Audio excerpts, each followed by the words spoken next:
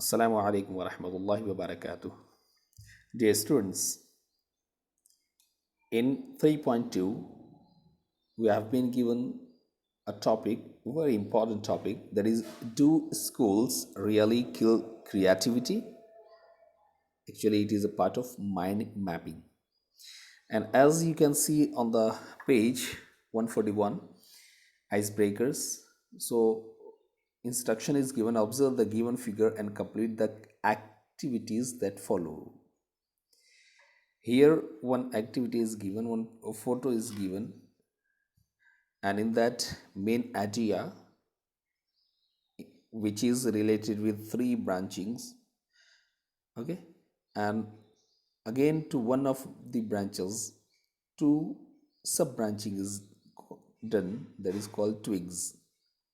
Now see what has given there.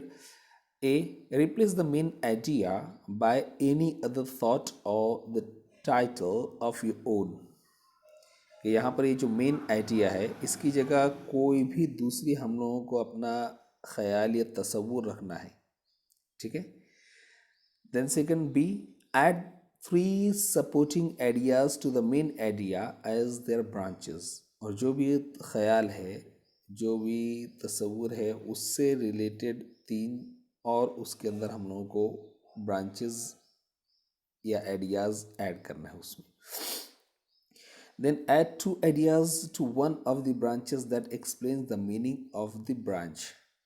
उन 3 जो branching ideas हैं उसको एक को सपोर्ट करने वाली मज़ीद 2 उसके अंदर बाइफर्केशंस मीन्स 2 क्लासिफिकेशन हम लोगों को उसमें करनी है. So what actually all these activities show us कि हम लोगों के जहन में कोई भी ख्याल आइसोलेशन में कभी नहीं आ सकता. ख्याल या तसव्वुर यकीनी तौर पर किसी न किसी चीज़ से अटैच्ड होता है, और फुल्ली अटैचमेंट के साथ किसी आइडियाज़ को शो करना, that is actually mind mapping. See more things will be clear here, that complete the given blank space or balloons with your ideas in the figure for that describes your basic preparation for the HSC board examination.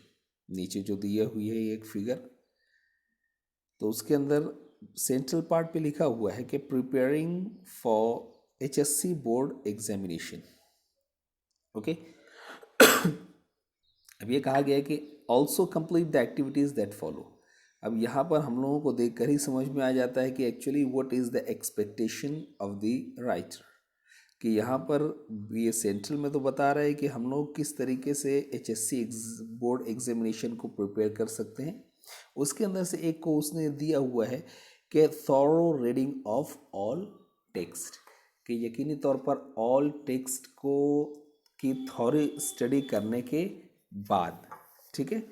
और भी बहुत सारी चीज़ें होगी यकीनी तौर पर जो कि हम लोगों के बोर्ड HSC बोर्ड एग्ज़ाम को प्रिपेयर करवाएगी, जिसके अंदर से हम लोग बहुत कुछ दे सकते हैं.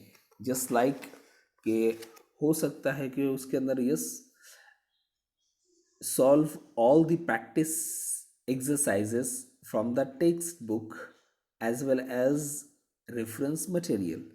यकीनी तौर पर ये चीज़ होती है हम लोगों की कि हम लोग जितने भी प्रैक्टिस एक्सरसाइजेस इवन बुक्स के अंदर दी हुई हैं या दूसरे इसके रेफरेंस मटेरियल अगर हम लोगों को मिलता है तो उसको हम लोग सॉल्व करके बेटर प्रिपेयर हो सकते हैं. किसके लिए?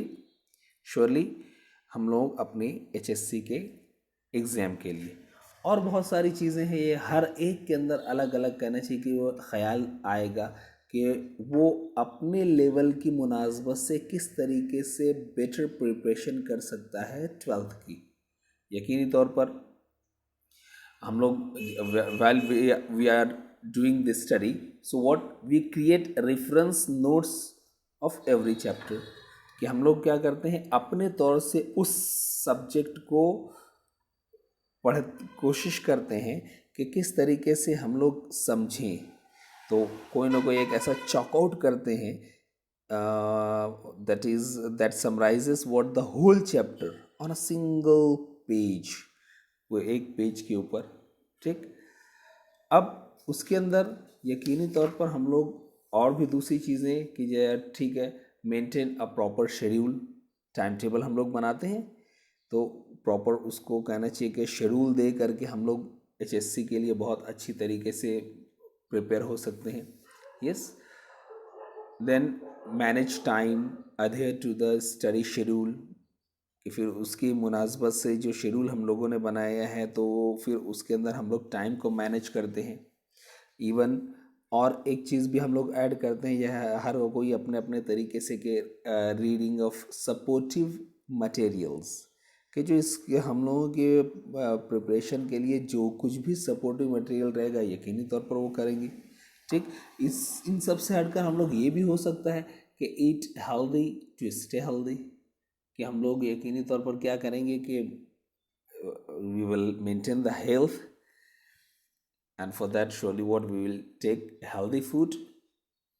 then और भी हो जाएगा कि surely what attempt all the revisions and doubt solving session, कि हम लोग हर वो सेशन जो हम लोगों को डाउट क्लियरेंस करता है उसको हम लोग करेंगे, और जो surely रिवाइजिंग हम लोगों के जो सेशंस होंगे उसको भी हम लोग विदाउट फेल अटेंड करेंगे। So ample things can be there which will just prepare us for the HSC board exam। So अलग अलग ये जो बलून दिया हुआ है या एक्सप्लोजन्स दिए हुए हैं या पॉइंट्स दिए हुए हैं उसके ज़रिए से we can link the central part, that is what preparation for the HSC board examination.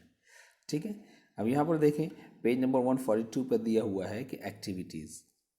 Activity में क्या है कि complete a similar type of detailed graphical figure in your own style showing the thoughts, ideas, concepts that keep on generating in your mind, and then you choose a particular style, design, or a graphical representation to describe the same idea, facts, situations।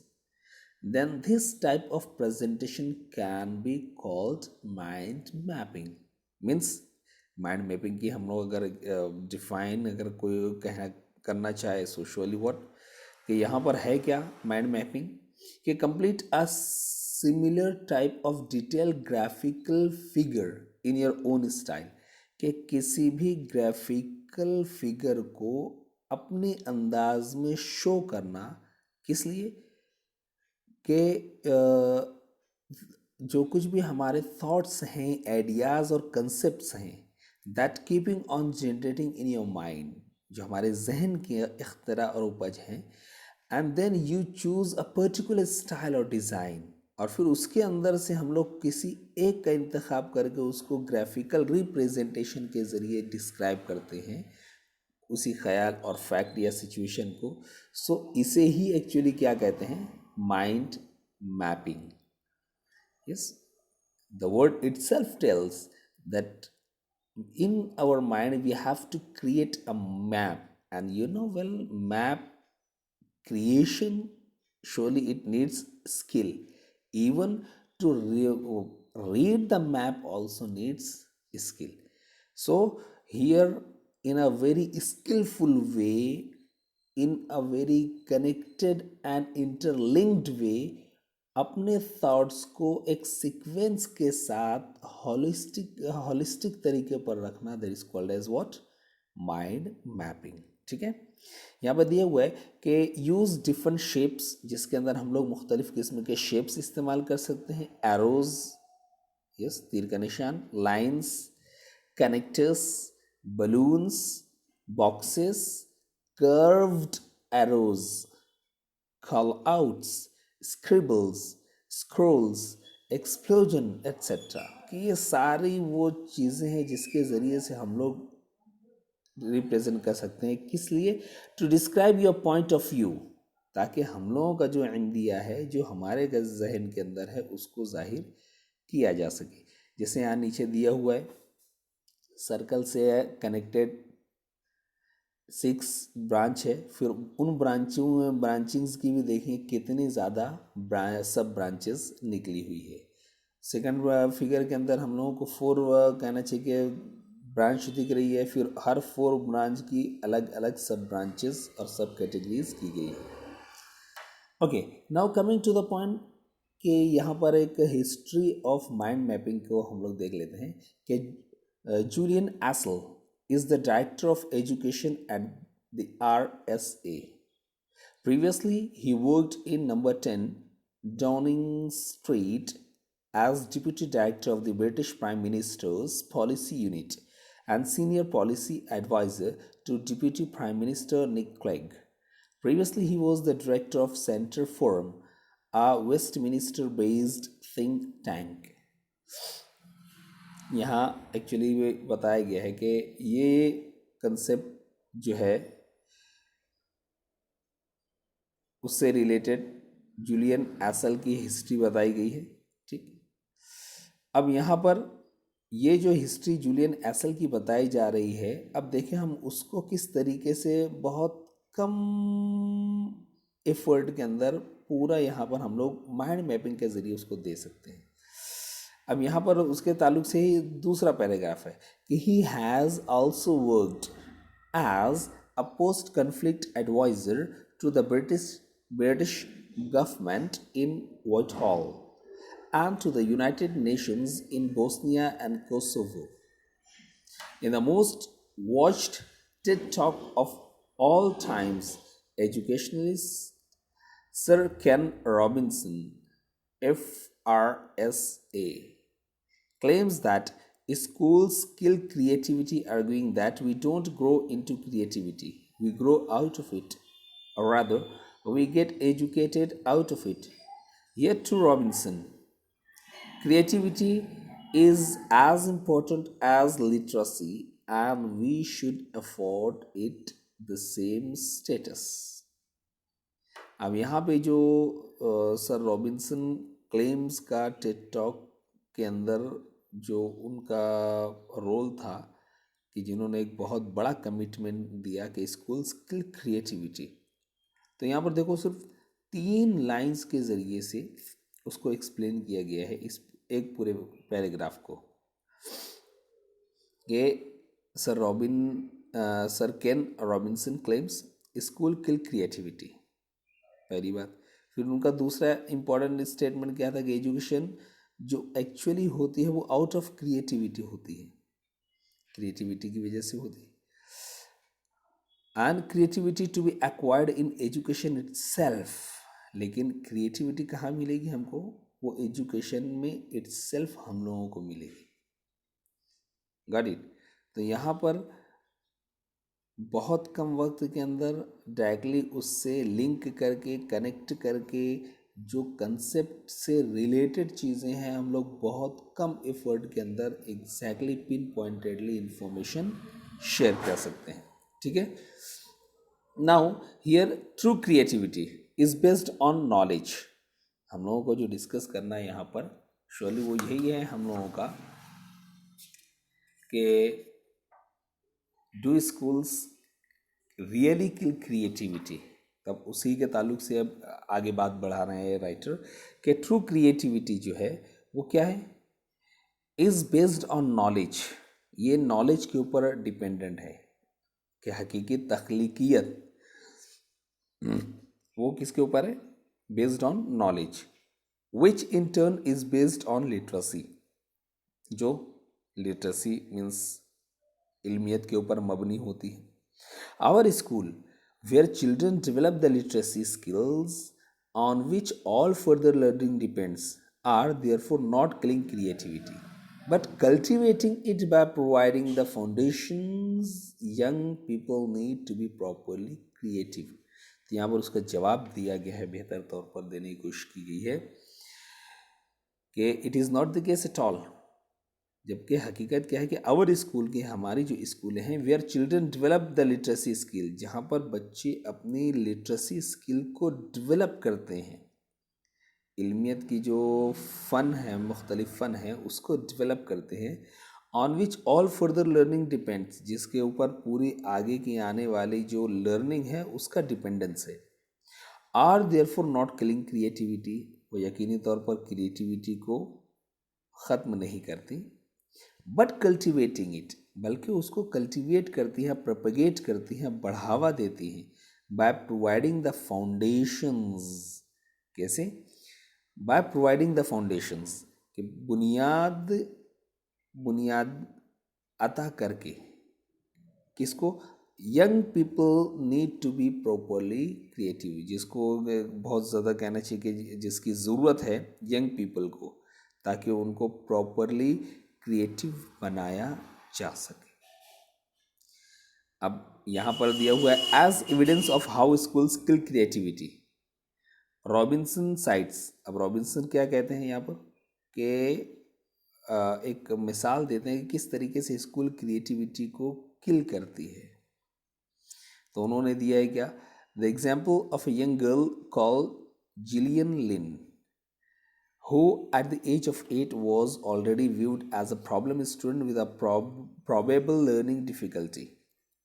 यहाँ पर उन्होंने एक मिसाल ली है Jillian लिन नामी एक बच्ची का, जो कि 8 साल की है और जिसको एक प्रॉब्लम चाइल्ड माना गया था। किसके लिए? With a probable learning difficulty, जो लर्निंग डिफ़िकल्टी की वजह से, to her inability to sit still and concentrate, जो खामोश नहीं बैठ सकती थी और ना ही कॉन्सेंट्रेट कर सकती थी अपनी पढ़ाई पर। When her mother sought a medical explanation for Gillian's constant fidgeting, जब उसकी वालदा ने, जब उस बच्ची की वालदा ने एक मेडिकल एक्सप्लेनेशन चाहा और मेडिकोज से उसने जब कंसल्ट किया और वजह जाननी चाहिए कि क्या, what is the constant fidgeting and lack of focus, कि उसकी बच्ची के जो ये लैक ऑफ फोकस है वो क्यों उसके अंदर कमी है। हाँ, उसके अंदर कमी किस वजह से है। और ये जो फिजेटिंग है मीन्स व्हाट, बहुत ज़्यादा मूवमेंट्स हैं। Fidgeting means what, the movement which doesn't allow the person to sit calm and quiet. तो क्यों उसके आज़ा हिलते रहते हैं, या वो बहुत ज़्यादा रेस्टलेस जैसी होती है, या उसके हाथ पैर हिल रहे होते हैं, तो क्या वजह है। Then the doctor suggested they speak privately. तो डॉक्टर ने सजेस्ट किया कि एक्चुअली क्या है, उसको हम लोग बात करते हैं। चलो ठीक, जब वो लेकर कंसल्टेंसी के लिए गई तो उसने ऐसा कहा, as the two adults got up to leave. अब जब दोनों खड़े हुए कि चलो अब निकलते हैं, अलग जा कर के बात करते हैं, the doctor turn on the radio. तो जाते जाते डॉक्टर ने क्या किया कि रेडियो को ऑन कर दिया। Left alone in a musical filled room, young Gillian began to dance। और जैसे ही अकेले तन्हा रूम में थी और म्यूज़िक बज रहा था, सो जिलियन जो बच्ची वहाँ बैठी हुई थी स्टार्टेड टू डांस। उसने डांस करना शुरू कर दिया। Observing her through the window, the doctor turn to her mother. अब दोनों विंडो से उसको ऑब्जर्व कर रहे थे, तो डॉक्टर ने उसकी वालदा की तरफ मुतवज्जह होकर कहा कि जिलियन इज नॉट सिक, कि जिलियन सिक नहीं है। He said she is a dancer, बल्कि वो क्या है, एक डांसर है। And today at the age of 92, और 92 साल की उम्र में भी, Gillian can look back on a long career in ballet dance and musical theatre, which saw her become one of the world's most successful choreographer। कि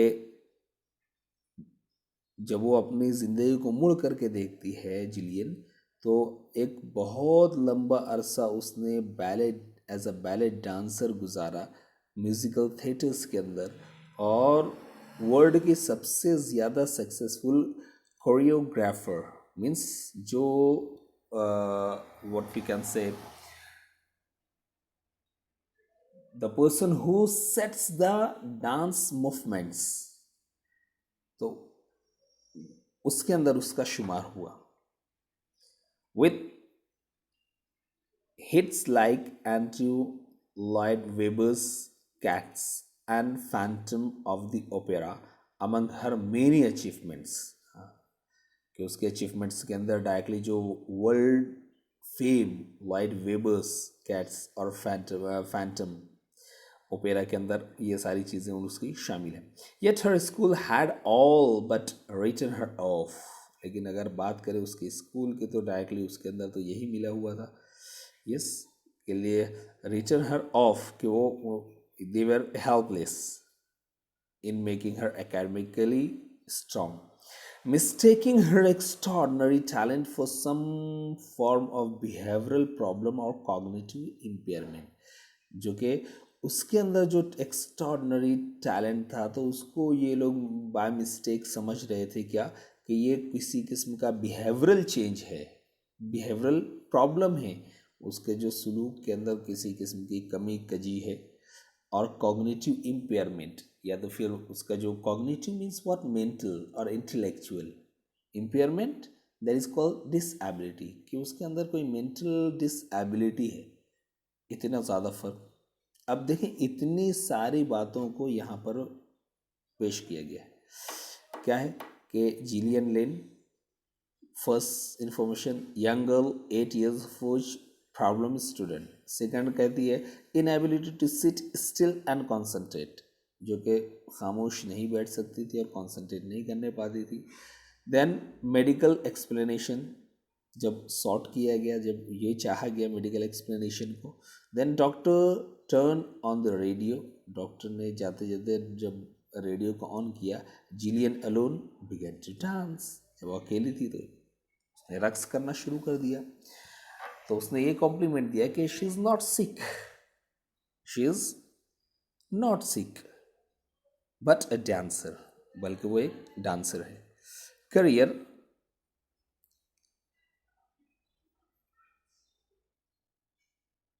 oh my God.